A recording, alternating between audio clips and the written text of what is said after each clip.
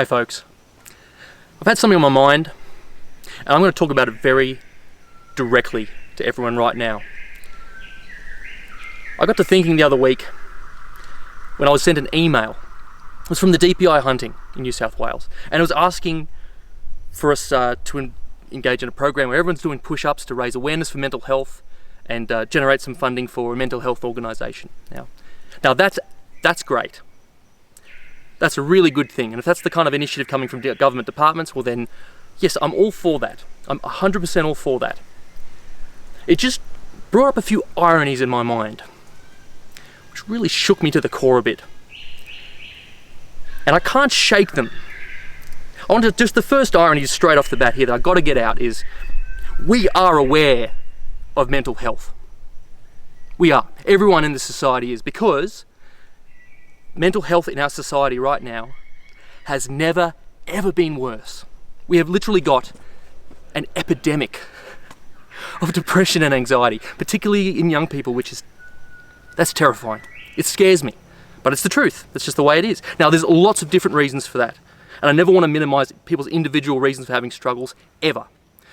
But I can't help but think that part of society in general having an increase of that problem is how much further society has brought itself away from things that are natural, from things that are grounded.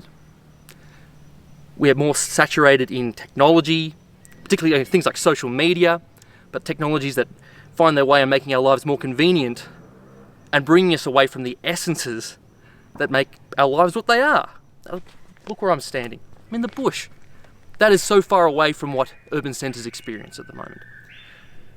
So that's just the first irony. We know how bad that is. But the second irony is, people talk about how they identify in this world right now, and that's fine. We live in a society that's all about us and the individual. I'll tell you how I identify. I identify as a hunter, and a very proud Australian hunter. More to that, I'm a very proud and grateful Australian. I won the lottery back in 1989 when I was born in Royal North Shore Hospital, one of this tiny percentage of this world, born into such a land of plenty, of such wide expanses, unlimited opportunity. I won that lottery, and I never take that for granted. I'll never take that for granted. Somehow we live in this life where I just look around and I see people everywhere more disenfranchised than ever before. And that's in all different facets of society. Now, I'm not part of all different facets of society, and I can't influence all different facets of society. I'm not going to try to either. But there's one crowd of people in our society which I am strongly connected with that are disenfranchised. And that is the hunting, fishing, shooting community. Or the shooting, fishing, hunting community. Fishing, hunting, shooting, whatever you want to do in those orders, it doesn't matter. It is utterly disgraceful, the consistent political attacks that we are constantly subjected to. It's disgraceful. And it's discrimination, which I was raised to believe was wrong. WA, first off the bat.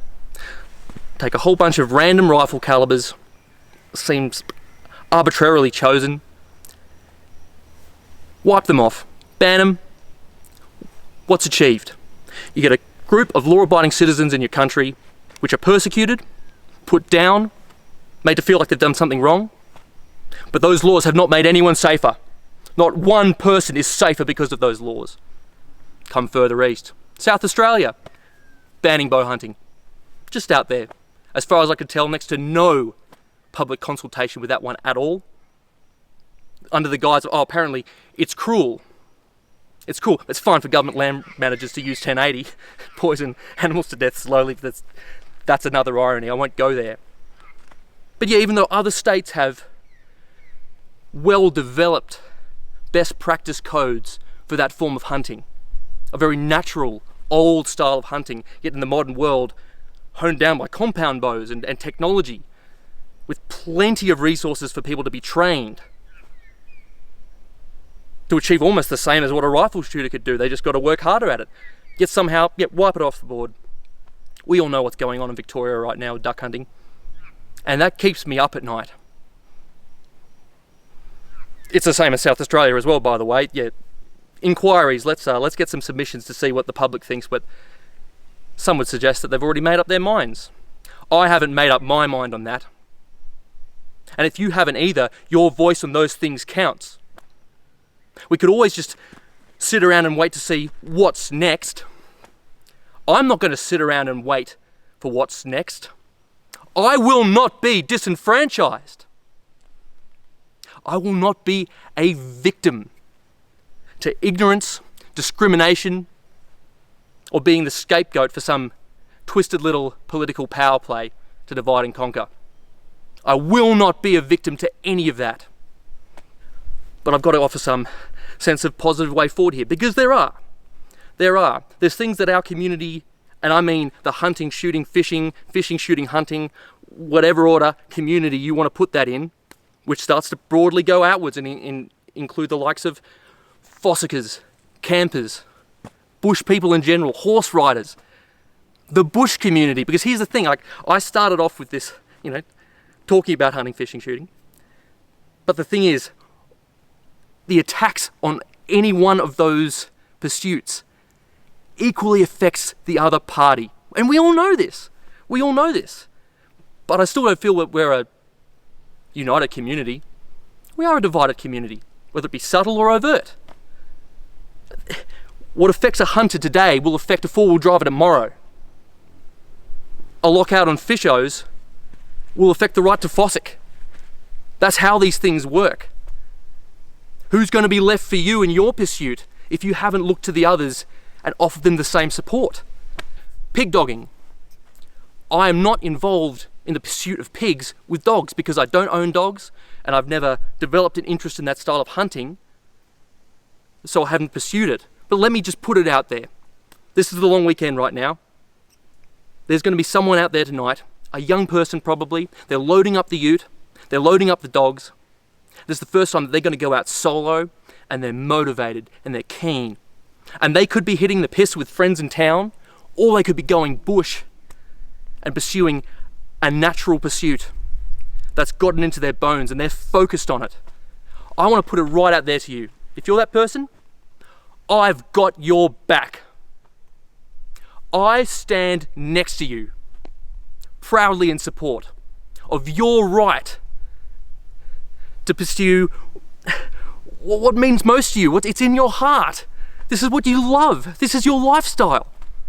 Because I want my lifestyle to be protected too. So we stand together. What I would therefore ask is that I'm an emerging waterfowl hunter. I had a go at it for the last couple of years and I feel like I'm just starting to click in with the duck things. That's both being able to find areas to shoot them as well as take them home and cook them. I feel like I'm just starting to get that dialed. If you're a pig hunter in northern Queensland, where quite unfairly you don't have the rights to waterfowl hunt, but maybe you weren't interested in that anyway, I would hope that you would support my rights as a waterfowler. I hope that you would support Victorian and South Australian duck hunters and be just wise enough just to say so. Let people know that.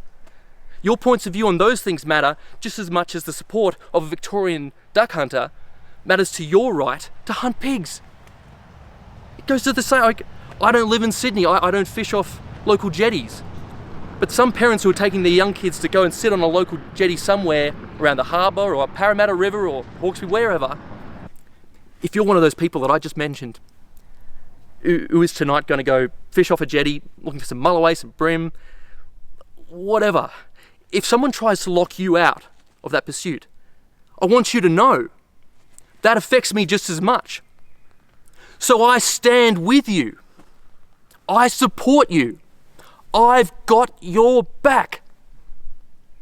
And I could keep naming different groups in society.